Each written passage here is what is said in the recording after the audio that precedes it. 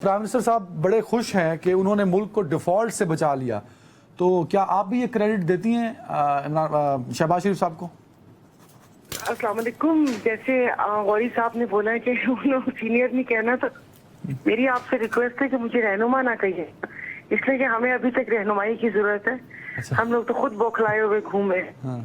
नहीं जी, देखिए, पहले उन्होंने कहा कि पहले माने नहीं, फिर उनके जो डिफेंस मिनिस्टर है उन्होंने ऑन द फ्लोर बोला और अपनी तकरीरों में कहा कि पाकिस्तान डिफॉल्ट हो चुका है, लेकिन हम में से किसी ने उनसे किसी ने भी जवाब नहीं मांगा कि आप डिफेंस मिनिस्टर हो, बड़ी बात की।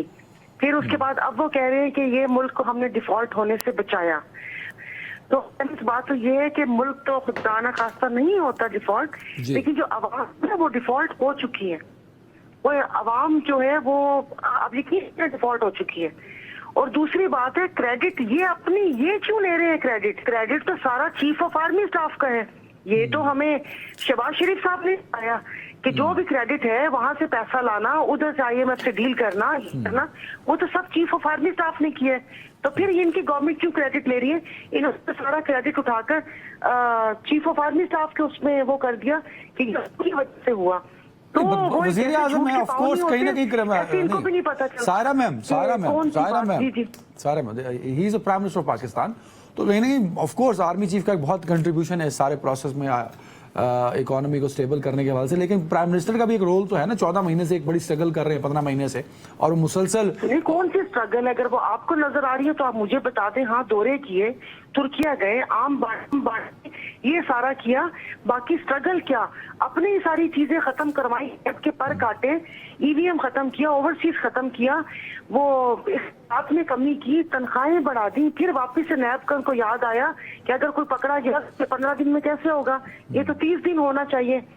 तो बाकी करने में मुझे समझ नहीं आ रही। और जो स्ट्रगल की है तो वो स्ट्रगल तो आप और मैं भुगतेंगे।